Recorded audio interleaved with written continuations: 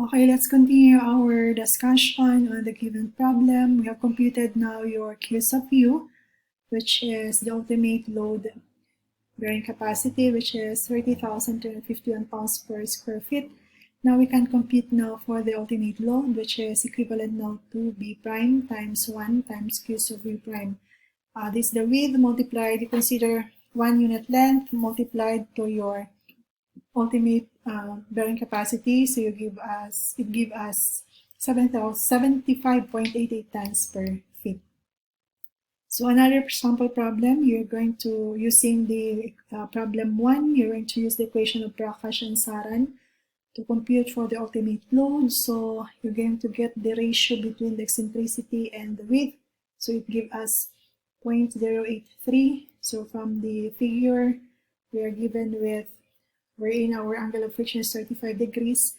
This ratio is 0.083 and give us N sub Q for eccentric loading is 33.4 and N sub gamma for eccentric loading is 26.8.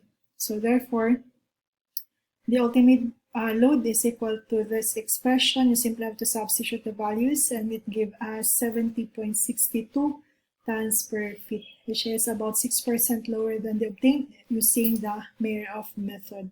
So basically, this is due to the conservative assumption of the depth factors to be in unity.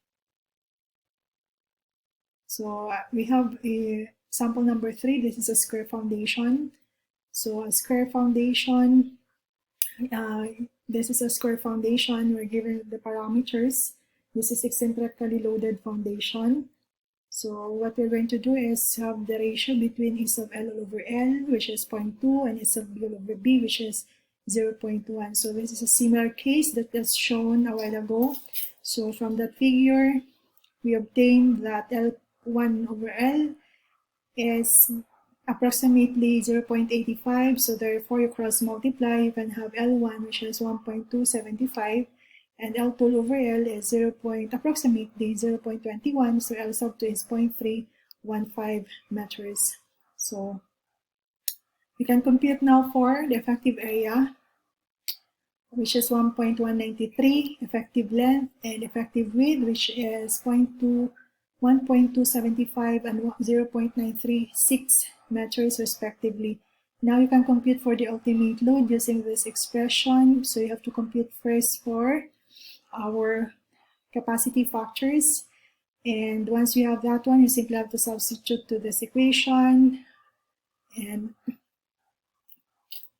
upon substitution you can multiply that to our effective area so that we can compute for the ultimate load, which is equal now to 606 kilonewton.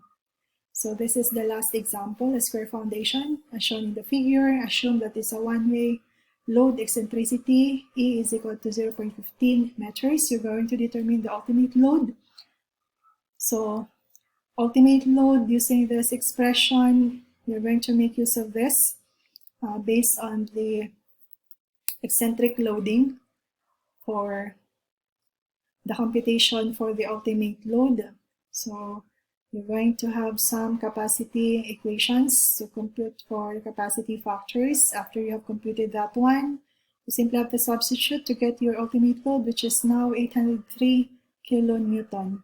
So we move on to the last topic, which is bearing capacity of a continuous foundation subjected to eccentric inclined loading. So there will be instances that the load is eccentrically inclined. So the problem of ultimate bearing capacity of a continuous foundation subjected to an eccentric inclined load was studied by Saran and Agarwal. That was during 1991. If a continuous foundation is located at a certain depth d sub f below the ground surface and is subjected to an eccentric loading, load eccentricity is equal to E, inclined at an angle beta to the vertical. The ultimate capacity can be expressed as, so you have here, ultimate load is equal to this equation. You're going to get the bearing capacity factors. And of course, for your Q, which is the effective surcharge, you're given with this equation. So based on that principle, that concept, they have a certain problem. A continuous foundation is shown in figure 3.29. You're going to estimate the ultimate load. So we're given with C prime is equal to 0. So use this equation to compute for the ultimate load for eccentrically loaded foundation. Eccentrically inclined loaded foundation. This is eccentrically inclined loaded foundation. It makes 20 degrees with the vertical. So based on that, you're going to have the parameters, the given values, and substitute to our equation that was presented a while ago. Your ultimate load now is 700.8 kilonewton per meter. So that ends our discussion for the ultimate bearing capacity for shallow foundation.